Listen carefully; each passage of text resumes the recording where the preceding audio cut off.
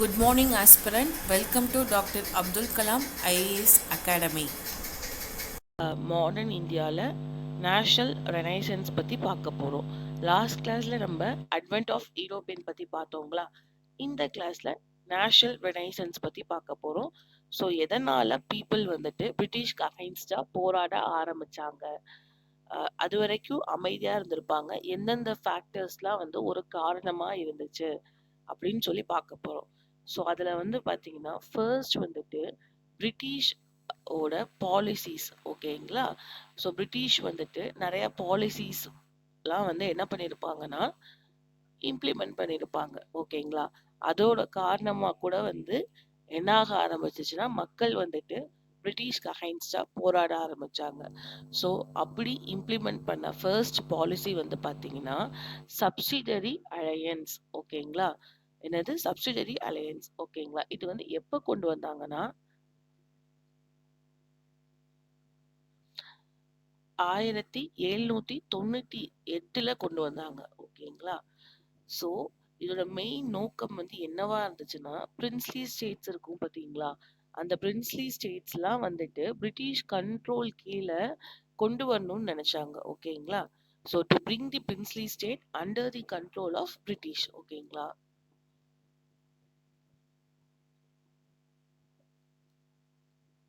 இதுதான் அவங்களோட எண்ணமா இருந்துச்சு. ஓகேங்களா? அதே மாதிரி வந்து பாத்தீங்கன்னா இந்த சப்சிடரி அலையன்ஸ் வந்துட்டு ஒரு எஃபெக்டிவ் பாலிசியா இருந்துச்சு. எந்த வகையில எஃபெக்டிவா இருந்துச்சுன்னா பிரிட்டிஷ் அவங்க டெரிட்டரியை எக்ஸ்பேண்ட் பண்ணவும், அதே மாதிரி வந்து பாத்தீங்கன்னா பொலிட்டிக்கலா இன்ஃப்ளூயன்ஸ் பண்ணவும் ரொம்பவே வந்து இந்த பாலிசி எஃபெக்டிவா இருந்துச்சுன்னு சொல்றாங்க. நம்ம இங்க பார்த்தோம் பாத்தீங்களா பிரின்ஸ்லி ஸ்டேட்னு.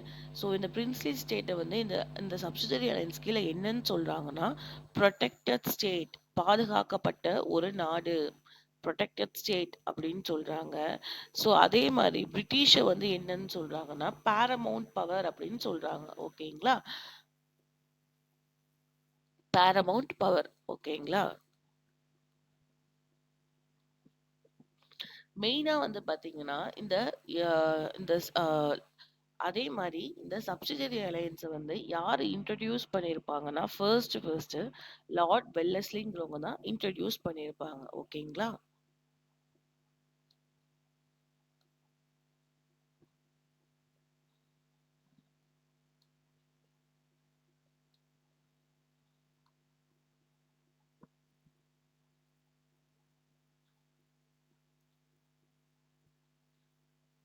லார்ட் வெல்லஸ்லி தான் இந்த சப்சிடரி அலையன்ஸை என்ன பண்ணியிருப்பாங்கன்னா இன்ட்ரடியூஸ் பண்ணியிருப்பாங்க. ஓகேங்களா? ஸோ அதே மாதிரி வந்து பார்த்தீங்கன்னா ஆக்சுவலாக இந்த ஸ்டேட்டை வந்து என்ன பண்ணுவாங்கன்னா எக்ஸ்டர்னல் அக்ரெஷன், வெளியில இருந்து எந்த ஒரு லைக் இப்போ ஃபார் எக்ஸாம்பிள் இப்போ ஃப்ரெஞ்சோ இல்லை வந்துட்டு வேற யூரோப்பியன் பவர்ஸ் இருந்தாங்க பார்த்தீங்களா, அவங்க அப்படி இல்லைன்னா கூட இருக்க மற்ற பிரின்ஸ்லி ஸ்டேட்டு யாராவது ஒருத்தவங்க படையெடுத்து வந்தாங்கன்னா பிரிட்டிஷ் வந்து என்ன பண்ணுவாங்கன்னா பாதுகாப்பாங்க இந்த ஸ்டேட்டை. ஓகேங்களா? அவங்களுக்கு அகைன்ஸ்டா என்ன பண்ணுவாங்க பாதுகாப்பு கொடுப்பாங்க. ஸோ அதான் என்ன சொல்றாங்கன்னா the it was the duty of British to safeguard the state from external aggression and to help its ruler in maintaining internal peace. ஓகேங்களா?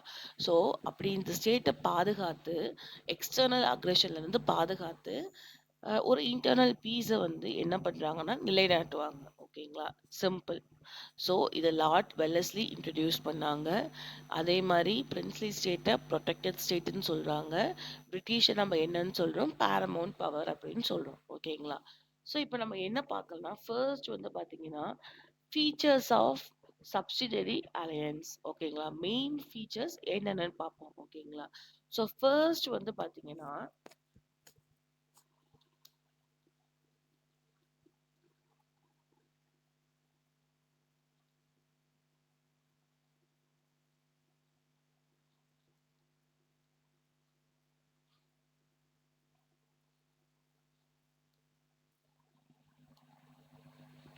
ஃபர்ஸ்ட் வந்து பார்த்தீங்கன்னா எந்த ஒரு ஸ்டேட் வந்து இந்த சப்சிடரி அலையன்ஸை சைன் பண்றாங்களோ அவங்களோட ஆர்ம்டு ஃபோர்ஸ் இருக்கும் பார்த்தீங்களா, அதை வந்து டிசால்வ் பண்ணும், கலைச்சிடணும். ஓகேங்களா? So dissolve his armed force and accept British force. ஓகேங்களா? ஸோ அவங்களோட ஆர்ம்டு ஃபோர்ஸை டிசால்வ் பண்ணிட்டு பிரிட்டிஷ் ஃபோர்ஸை என்ன பண்ணிக்கணும், அக்செப்ட் பண்ணிக்கணும். ஓகேங்களா? First point. செகண்ட் பாயிண்ட் வந்து பார்த்தீங்கன்னா, பிரிட்டிஷ் ரெசிடென்ட் வந்து பார்த்தீங்கன்னா அந்த ஸ்டேட்டோட கேபிட்டல்ல ரிசைட் பண்ணுவாங்க. ஓகேங்களா? ஸ்டே பண்ணுவாங்க. ஓகேங்களா? ஸோ எதுக்காக ஸ்டே பண்ணுவாங்கன்னா, சிம்பிள்ங்க. அந்த ஸ்டேட்ல என்னென்ன நடக்குது, அரசியல் ரீதியாகவும் மக்கள் எந்த நிலைமையில இருக்காங்க, ஸோ இதெல்லாம் தெரிஞ்சுக்கிறதுக்காக ஒரு பிரிட்டிஷ் ரெசிடென்ட் அந்த ஸ்டேட்டோட கேபிட்டல்ல என்ன பண்ணுவாங்கன்னா ஸ்டே பண்ணுவாங்க. தேர்ட் வந்து பாத்தீங்கன்னா, நம்ம சொல்லிட்டோம்ல, ஸ்டார்டிங்கே நம்ம சொன்னோம் பாத்தீங்களா இங்க. So dissolve his armed force and to accept British ஃபோர்ஸ்ன்னு சொல்லிட்டோமா. ஸோ அப்போ அந்த பிரிட்டிஷ் ஃபோர்ஸை என்ன பண்ணணும், பிரிட்டிஷ் ஃபோர்ஸை மெயின்டைன் பண்ணும் பாத்தீங்களா. ஸோ அந்த மெயின்டைன் பண்றதுக்கான காசை வந்து யாருக்கு கொடுக்கணும்னா இந்த ஸ்டேட்டு தான். ஓகேங்களா? ஸோ மெயின்டெனன்ஸ் சார்ஜ் பொறுத்த வரைக்கும்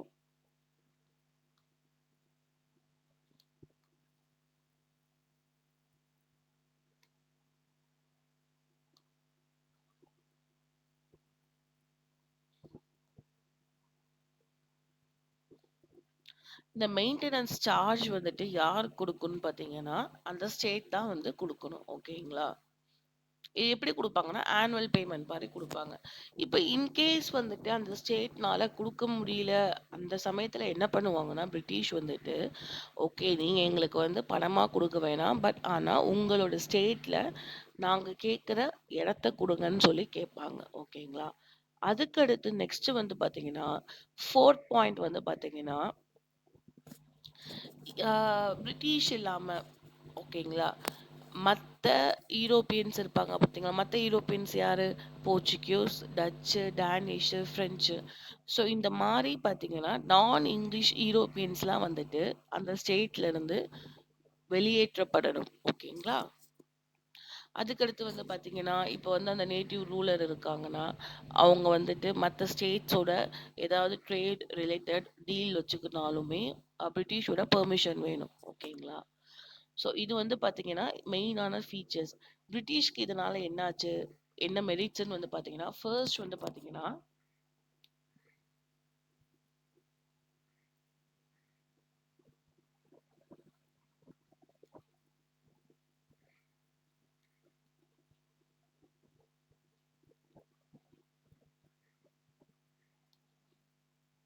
ஸோ பிரிட்டிஷ்க்கு என்னென்ன அட்வான்டேஜ்னா, ஃபர்ஸ்ட் வந்துட்டு பிரிட்டிஷ் வந்துட்டு அவங்களோட லார்ஜ் ஆர்மிய அந்த ஸ்டேட்டோட காசுலயே என்ன பண்ணாங்கன்னா மெயின்டைன் பண்ணாங்க. ஓகேங்களா?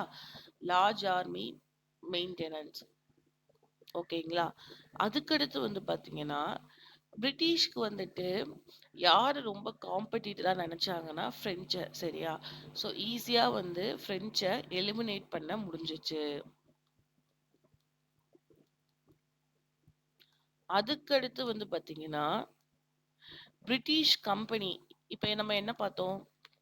அந்த ஸ்டேட்டு இவங்கள தவிர்த்து வேற எந்த ஒரு யூரோப்பியன்ஸ் கூட ட்ரேடோ இல்ல வந்து பொலிட்டிக்கல் வைஸ் ரிலேஷன்ஷிப் வச்சுக்கணும்னாலும் பிரிட்டிஷோட பெர்மிஷன் வேணும்னு சொன்னோமா.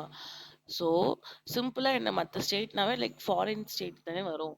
ஸோ பிரிட்டிஷ் என்ன பண்ணாங்கன்னா ஃபாரின் பாலிசியை வந்து கண்ட்ரோல் பண்ண ஆரம்பிச்சாங்க. பிரிட்டிஷ் ஸ்டார்டட் டு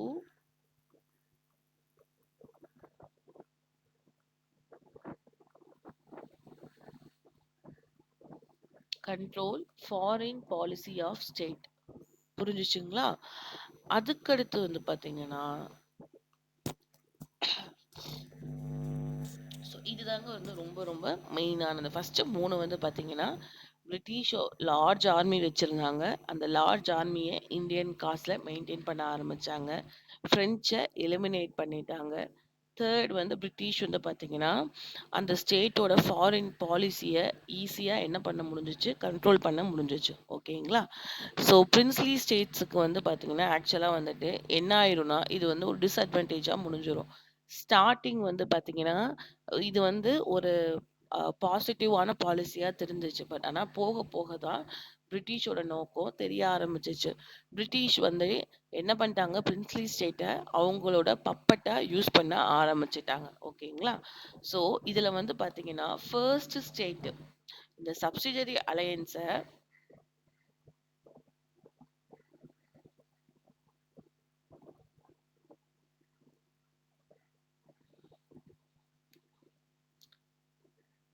அந்த சப்சிடரி அலையன்ஸை சைன் பண்ண ஃபர்ஸ்ட் ஸ்டேட் வந்து பார்த்தீங்கன்னா ஹைதராபாத். ஓகேங்களா? எப்போ சைன் பண்ணியிருப்பாங்கன்னா 1798. ஓகேங்களா? அதுக்கடுத்து வந்து பார்த்தீங்கன்னா தஞ்சாவூர்.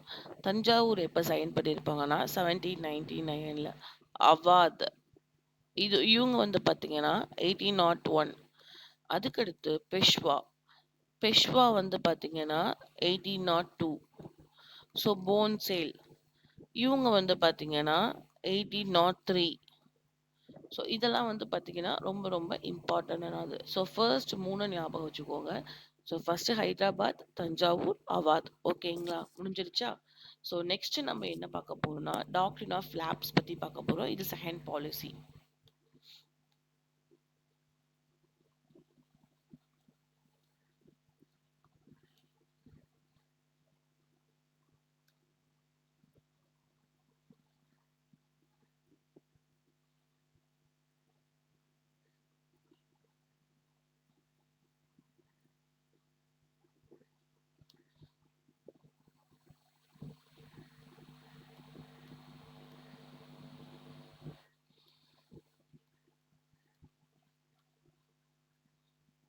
Doctrine of lapse 1848. ஓகேங்களா? ஸோ இதை வந்து யாரு இன்ட்ரடியூஸ் பண்ணியிருப்பாங்கன்னா Lord Dalhousie.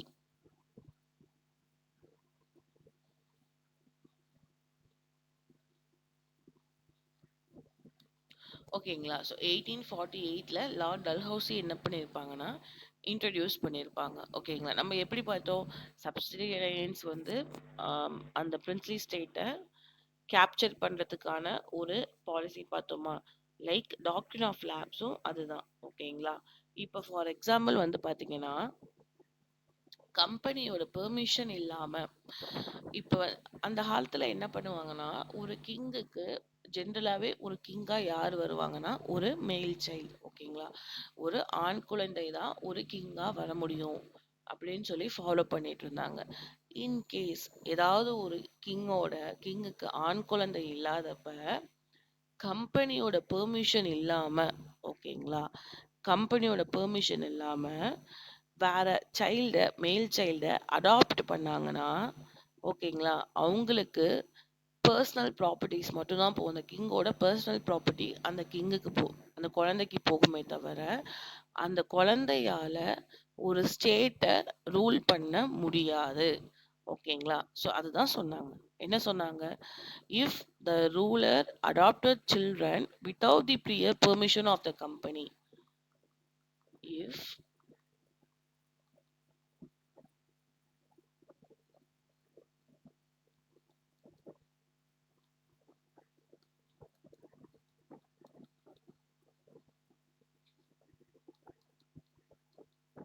without adopted the children without the prior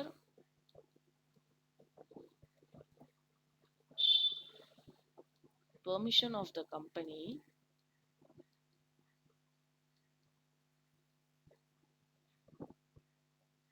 only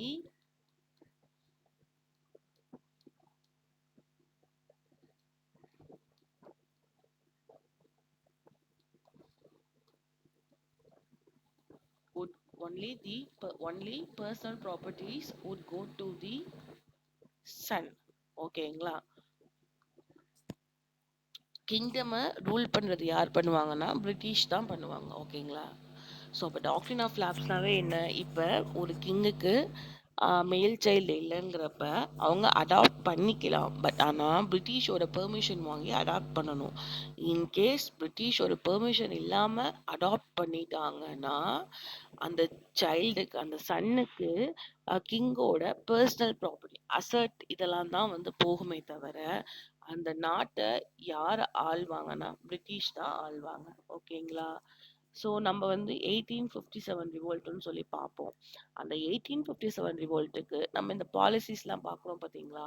அதெல்லாம் கூட ஒரு சில காரணங்கள். ஓகேங்களா? ஸோ அதே மாரி இந்த டாக்ட்ரின் ஆஃப் லேப்ஸ் கீழ வந்து பார்த்தீங்கன்னா, எந்தெந்த ஸ்டேட் அனெக்ஸ் பண்ணாங்க அப்படின்னு பார்த்தீங்கன்னா, ஃபர்ஸ்ட் வந்துட்டு சத்தாரா. SATARA. ஓகேங்களா? One second.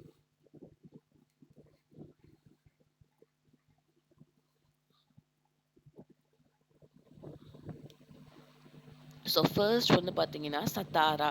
SATARA. சத்தாரா எப்போனா 1848 அனெக்ஸ் பண்ணியிருப்பாங்க.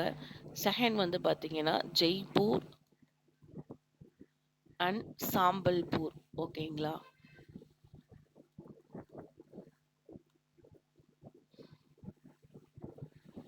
தேர்ட் வந்து பார்த்தீங்கன்னா உதய்பூர், சாரி பாகத்.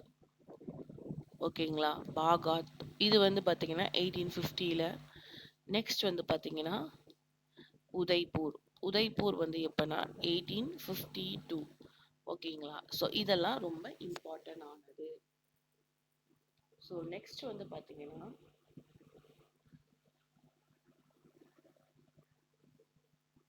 நெக்ஸ்ட் வந்துட்டு நம்ம administrative wise policies பார்த்துட்டோமா?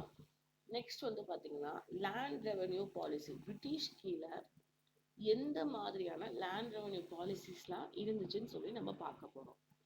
So first வந்து பார்த்தீங்கன்னா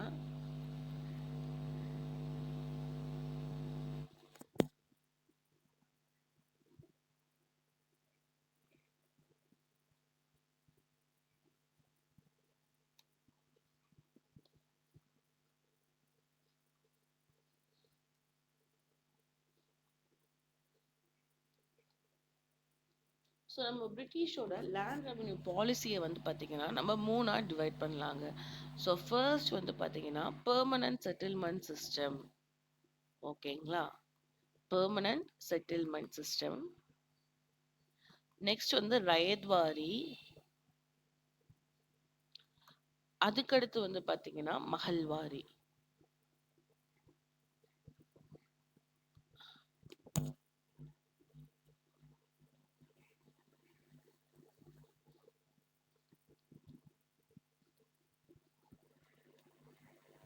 இது 1820ல கொண்டு வந்திருப்பாங்க.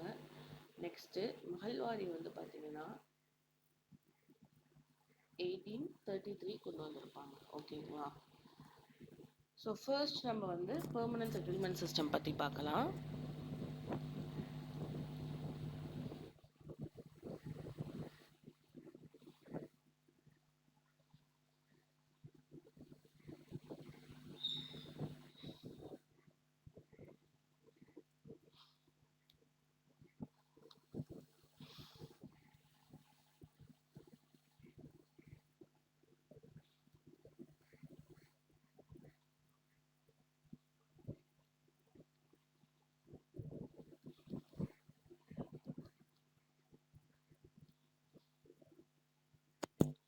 ஸோ ஃபர்ஸ்ட் ஆஃப் ஆல் இந்த பெர்மனன்ட் செட்டில்மெண்ட் சிஸ்டம் யார் இன்ட்ரடியூஸ் பண்ணியிருப்பாங்கன்னு பார்த்தீங்கன்னா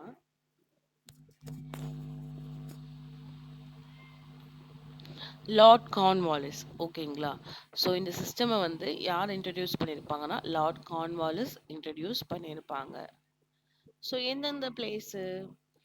ஸோ ஃபர்ஸ்ட் வந்து பார்த்தீங்கன்னா பெங்கால், அதுக்கடுத்து வந்து பார்த்தீங்கன்னா பீகார், அதுக்கடுத்து வந்து பார்த்தீங்கன்னா ஒரிசா, நெக்ஸ்ட் வந்து பார்த்தீங்கன்னா சம் பார்ட்ஸ் ஆஃப் உத்தரப்பிரதேஷில் வந்து என்ன பண்ணியிருப்பாங்கன்னா இதை வந்து இன்ட்ரடியூஸ் பண்ணியிருப்பாங்க. ஓகேங்களா?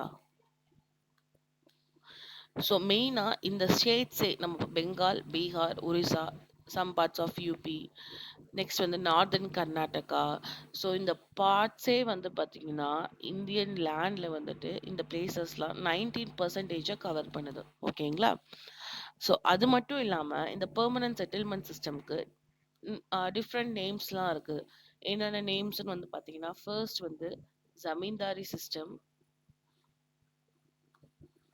நெக்ஸ்ட் ஜஹீர்தாரி,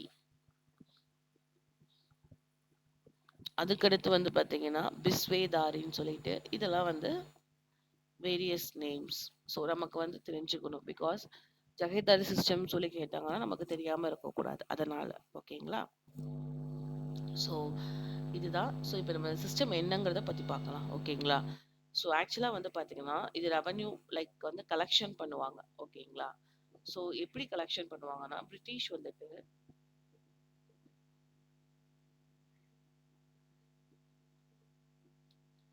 பிரிட்டிஷ் என்ன பண்ணிடுவாங்கன்னா, ஜமீன்தார்ஸ் இருப்பாங்க பார்த்தீங்களா, அவங்க வந்து ரெவென்யூ கலெக்டிங் அஃபிஷியலா அப்பாயிண்ட் பண்ணிடுவாங்க. ஜமீன்தாரி இருப்பாங்கல்ல, ஜமீன்தார்ஸ் அவங்க என்ன பண்ணுவாங்கன்னா, ரெவென்யூவ கலெக்ஷன் பண்ணுவாங்க. Revenue collection. ஸோ யார்ட்ட இருந்து கலெக்ஷன் பண்ணுவாங்கன்னா, ஃபார்மர்ஸ் கிட்ட இருந்து. ஓகேங்களா?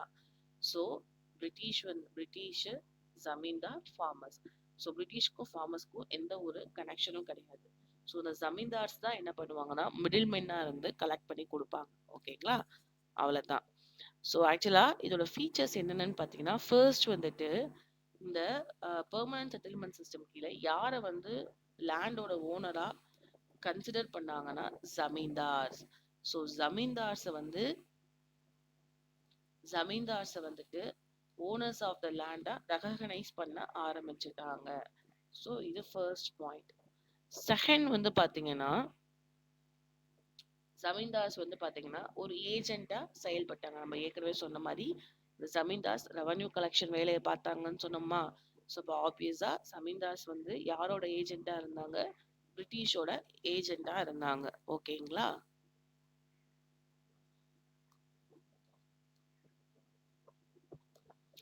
நெக்ஸ்ட் வந்து பாத்தீங்கன்னா,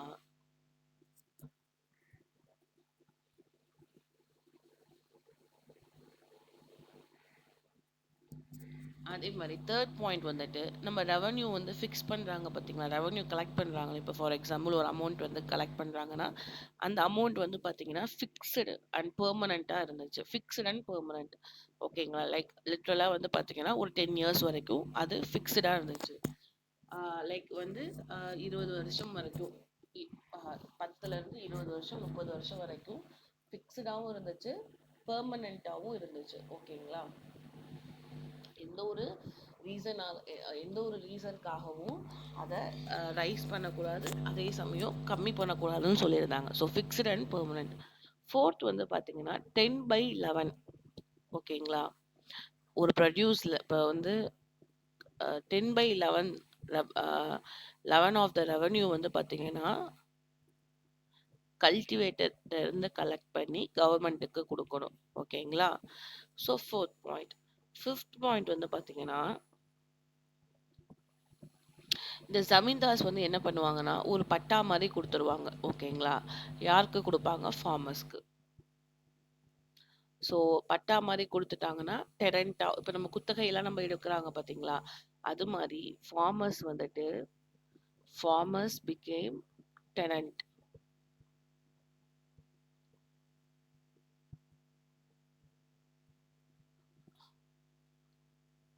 ஓகேங்களா?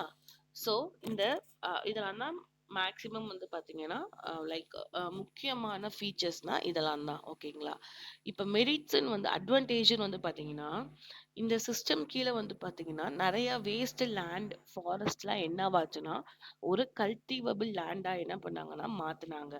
அதே மாதிரி ஜமீன்தார்ஸ் வந்து லேண்டோட ஓனரா மாறினாங்க. அதுக்கு முன்னாடியே அவங்களுக்கு லேண்ட் இருந்துச்சு. பட் ஆனா அவங்களோட சொந்த லேண்டா மட்டும்தான் இருந்துச்சு. இப்ப மத்த ஃபார்மர்ஸோட லேண்டுக்கும் இவங்க தான் வந்து ஓனரா ஆனாங்க. அந்த ஃபார்மர்ஸ் டெனன்ட் ஆயிட்டாங்க. ஓகேங்களா?